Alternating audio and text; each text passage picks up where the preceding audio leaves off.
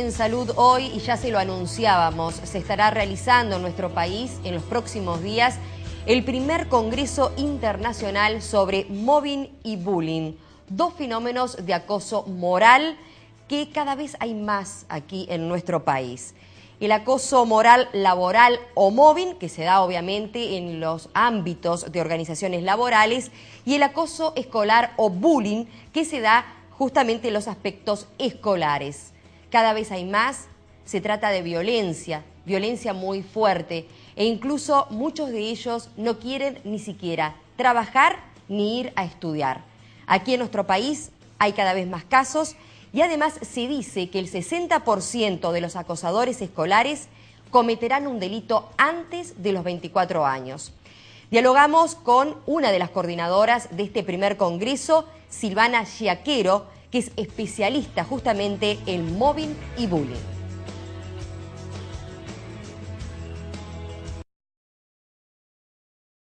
Estos términos son anglosajones. En realidad el término mobbing, que significa acoso moral en el trabajo, hostigamiento psicológico, fue un término que Lehmann saca de la etología. Él estudiaba en las empresas, sobre todo en las industrias, en las fábricas, y veía que grupos de gente se unían para excluir a otro, matarlo, ¿verdad? Él lo llamaba el asesinato perfecto porque no deja señales ninguna y se logra que la persona se suicide, o sea que quien la asesina no deja rastros, ¿no? Entonces ve que en la etología este nombre mobbing significaba que varios organismos se juntaban, los organismos débiles, para matar al más fuerte, ya sea excluyéndolo o destruyéndolo, ¿verdad? Entonces de ahí surge este tema. Ya cuando prácticamente al mismo tiempo Mary Frances Irigoyen toma este término, ella le gusta más que hablar de mobbing, de acoso moral laboral, que es justamente el psicoterror, el hostigamiento repetitivo, o sea, ¿qué es lo que lo define como tal y lo hace tan destructivo para la persona? Es la repetición sistemática de esta agresión todos los días un poquito, igual que la gota de agua de la tortura china, ¿verdad? Puede ser a veces todos los días, puede ser una vez por semana o a veces para y después vuelve a empezar.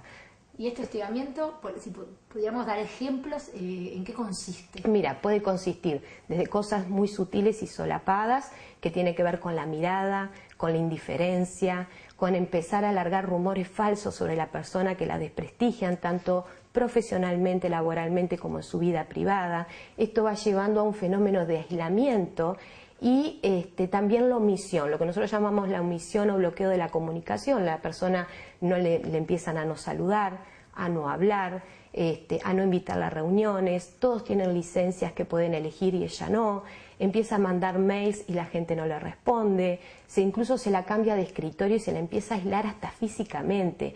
Nosotros hemos visto casos que llegan incluso a estar recluidos en un sótano, en un pasillo, en una oficina totalmente solo, sin tareas ninguna, o puede pasar también que le den un montón de tareas para que se equivoque y tener una forma de demostrar que este empleado está fallando en algo, y lo que en definitiva se busca es desestabilizarla, dejarla en el lugar de loca. Entonces el hostigador ahí termina diciendo, vieron, yo les dije que esta persona no servía.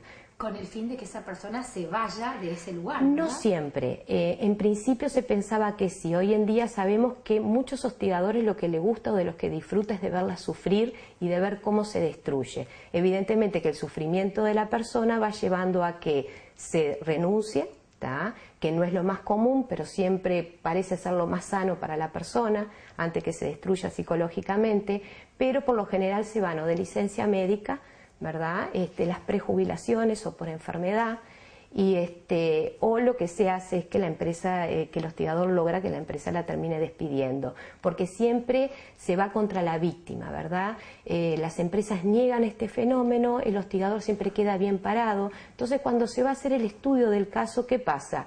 Se mira a la víctima, se estudia a la víctima, se le pide evaluación psicológica a la víctima, y el hostigador siempre queda como protegido. Es un fenómeno que se da rarísimo, parecido a lo que es el chivo expiatorio, ¿verdad? Todos depositan el mal de la empresa y del grupo en esa persona. Entonces creen que sacándola se termina el mal. Y lo que no tienen claro es que el hostigador funciona como los asesinos seriales. Empiezan con uno, terminan y después van a continuar con otro. ¿Y cuál es este perfil del hostigador? ¿Por qué tiene este tipo de actitudes frente a un compañero o a un empleado, ¿no?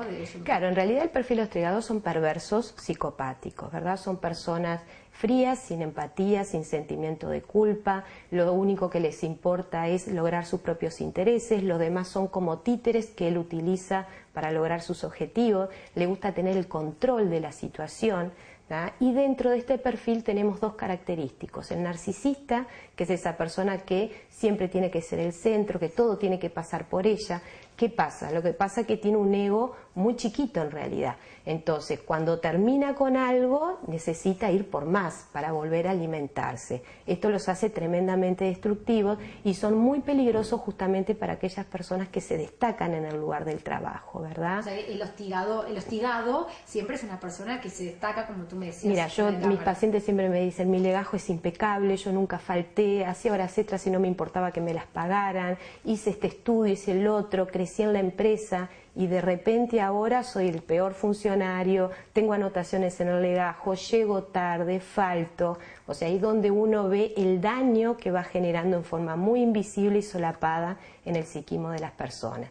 El otro perfil que se da mucho en los cargos medios, en las jefaturas, es el paranoide, ¿verdad? El perverso paranoide, que es esa persona que tiene también esa misma estructura: fríos, sin empatía, egoístas, ¿verdad? Manipuladores, muy hábiles para seducir a las personas, pero que por lo general están en ese estado de alerta porque piensan que le van a famosos a serruchar el piso, ¿no? Lo mismo que él hace le proyecta hacia sí mismo, ¿verdad? Entonces él piensa que lo van a atacar, que le van a sacar su puesto, que le van a robar su trabajo. Entonces, cuando sospecha que alguien puede hacer esto, empieza a atacar a esta persona para desestabilizarla y sacarla del medio. Esto es común entre jerarcas, o sea, del mismo cargo, personas que se desempeñan en el mismo cargo, o jefe a empleado. Mira, lo que nosotros más vemos en el Uruguay es de jefes a empleados. Y lo que nosotros le llamamos el acoso mixto, porque siempre al jefe se le reúne el grupo de personas que quieren sacar ventaja de esta situación. Y después tenés el grupo de cómplices silenciosos, el que tiene miedo y no se suma, y la víctima en otro rincón totalmente sola. El acoso más devastador para la persona es el que se da justamente del jefe hacia él mismo. Tenemos también el hostigador puede estar dentro del grupo y puede lograr la alianza del jefe. Entonces ahí logra máximo poder, ¿verdad? Por lo general se da ese tipo de hostigamiento. No vemos muchos casos de abajo hacia arriba, ¿verdad? Generalmente cuando pasa ese hostigamiento es porque la empresa hizo un cambio que no fue el adecuado, no se preparó al personal para este cambio y bueno, el grupo puede empezar a unirse para querer desestabilizar y sacar a ese nuevo jefe, que ya sea que lo pusieron o ganó por concurso, pero ahí hubo una mala gestión de la empresa.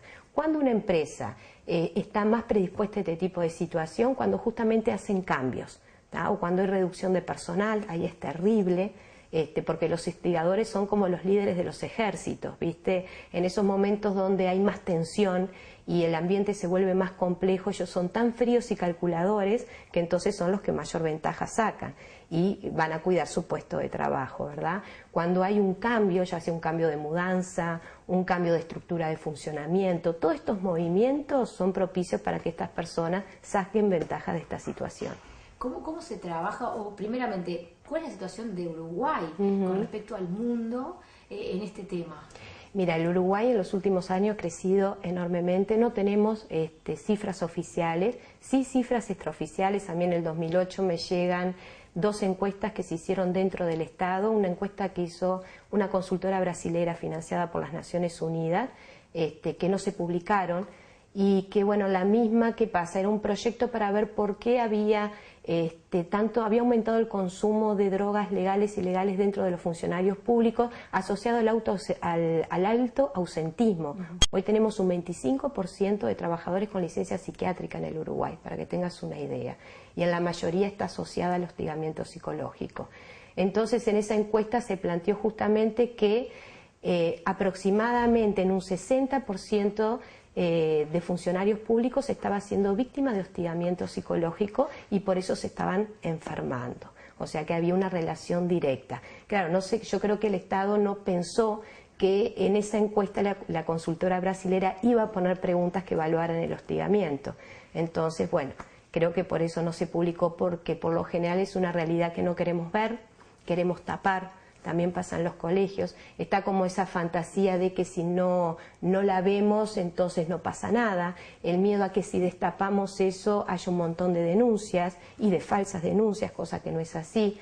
Entonces esto lleva no solamente en el Uruguay, también en el resto del mundo, a tomar esto como mirar hacia el costado. Y esto deja justamente a la víctima en una situación de indefensión total, donde lamentablemente en muchos de los casos la única salida que encuentran es el suicidio. Ahora te voy a preguntar justamente cómo se logra tratar este tipo de temas, pero antes quiero que nos expliques un poco el otro de los conceptos, que es el bullying, que tiene que ver con el chico que está en edad escolar. Exacto, es el mismo tipo de violencia, tal vez no tan solapada, porque el chico que es hostigador todavía no está tan especializado, se va especializando con los años, ¿verdad? Entonces es más visible. Y lo que es peor aún, la Universidad de Montevideo hizo una encuesta que ahora va a presentar en el Congreso, es una investigación, una encuesta, donde dice que en el 60% de los casos el hostigamiento se da en el aula, o sea, en la clase, frente a los docentes. O sea que eso nos está planteando otro tema más grave en el Uruguay, ¿verdad? Este hostigamiento se empieza a dar también por burlas, humillaciones, denigraciones. El chico, el hostigador, el matón, porque bullying viene de bull, toro, torear, matonear al otro, va ganando adeptos, muchas veces por miedo, se va haciendo como líder, el líder destructivo que le llamamos nosotros.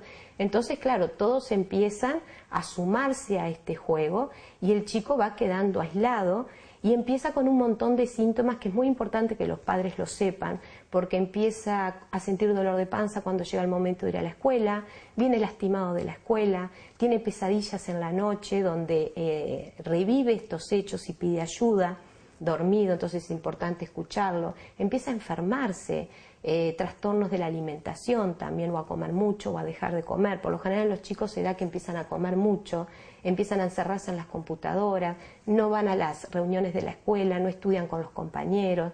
Ahí donde uno empieza a ver, bueno, acá algo está pasando.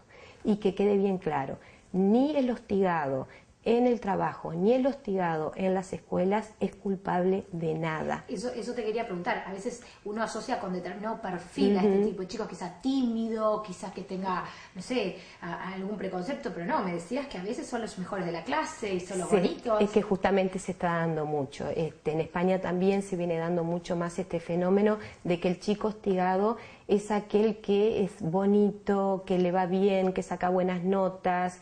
Vendría a ser, si lo vemos de la psicología social, como el líder positivo, ¿verdad? Que provoca envidia. Que provoca y desata envidia. Detrás de estos fenómenos hay mucha envidia y mucho celo. Entonces lo que lleva es a querer destruir a este chico. También se puede dar, ¿verdad?, en chicos, por ejemplo, que no les gusta el fútbol, que hoy parece que a todos les tiene que gustar el fútbol, en chicos que por ahí son más pasivos y por ahí prefieren estar más en la computadora que jugando a la pelota, pero en realidad en sí mismos no hay un perfil de hostigado, sí hay un perfil de hostigador.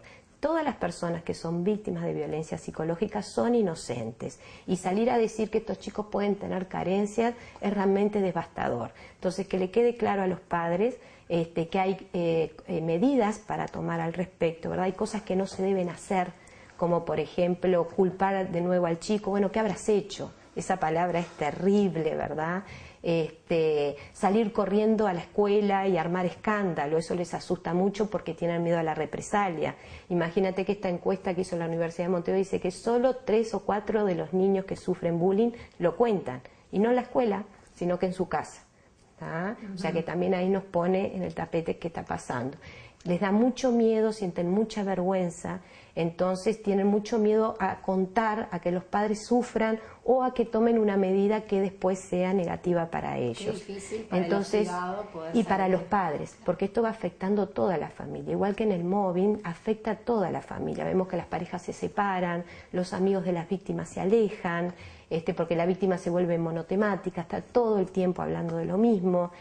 Los hijos se cansan también, hay síntomas que vemos en los chicos de la familia donde hay un adulto hostigado, ¿verdad? Estrés, depresión, Y una cifra también muy importante que quiero destacar es el que 60% de los hostigadores en los colegios antes de los 24 años delinquen, o sea, cometen un delito, ¿no? O sea que tenemos un promedio muy alto. Y el 48% de los chicos que sufren bullying en los colegios van a desarrollar en la edad adulta agorafobia, trastornos de ansiedad y crisis de pánico. Y en el mobbing lo que más se ve como primer síntoma es la crisis de pánico. Esa sensación de ganas de vomitar, el corazón a mil, el sudor frío, las piernas que se aflojan, que es el síntoma que aparece cuando se van de licencia médica, se alejan del estrés y cuando quieren volver no pueden ni siquiera llegar a la puerta de la empresa.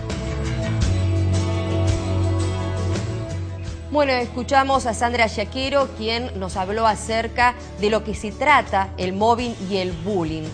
Ahora vamos a hablar también con esta profesional, esta psicóloga de aquí de nuestro país, acerca del contenido y la importancia de este congreso.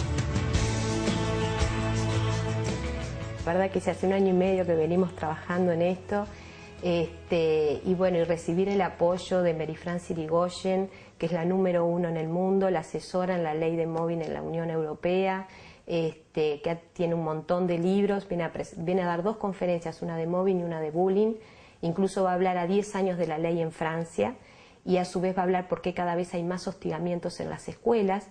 También tenemos Iñaki Piñuel, que es el 1 en España, que prácticamente trabaja en conjunto, ya llegaron, ya están acá en Uruguay, con Marie-France Irigoyen, que son muy amigos, que también va a dar 2 conferencias, y a su vez Iñaki Piñuel va a hacer un taller el día 7, de todo un día, que es importantísimo porque nos va a dar una clase abierta de cómo detectar el mobbing, vamos a ver casos, cómo tenemos que actuar desde la organización, qué herramientas, cómo armar un protocolo antiacoso, va a estar realmente interesante. Incluso esa conferencia la presenta el ministro Lorenzo, que es amigo de Iñaki Piñuel.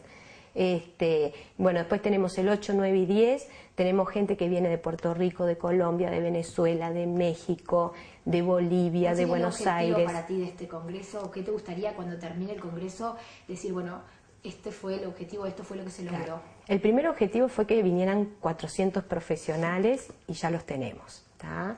Ese objetivo ya se logró. Otro de los objetivos que ya logramos es que hoy todo el mundo hable del tema. ¿Por qué? Porque es una amenaza que existe en la medida que sea silenciosa. Cuando se empieza a poder poner en palabras, al dejarlo visible, uno puede empezar a denunciarlo y los profesionales pueden empezar a tomar medidas cuando alguien consulta. Y bueno, y por otro lado, ya programarnos en próximos proyectos de congresos, ya lo estamos armando en Buenos Aires, en Chile para el 2015, pensamos que en Brasil para el 2016, para después traerlo de nuevo acá. Ya armamos redes de ONG, Predican, que es el equipo de la ONG de España, que vienen todos también, que son los número 1 en atención allá.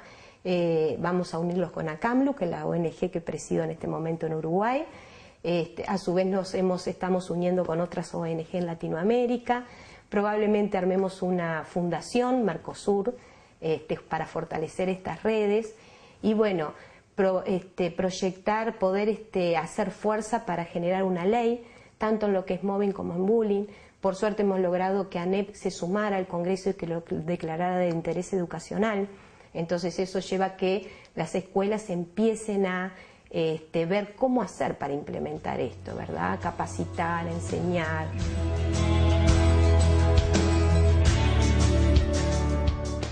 Esperemos que haya servido para informarles acerca de esto, que si bien no es nuevo, sí el Congreso es nuevo porque es el primero que se realiza internacionalmente, son conceptos que ya se vienen manejando para tomar en cuenta y que obviamente son en contra de nuestros derechos fundamentales. Hacemos una pausa, pero hay más Salud Hoy.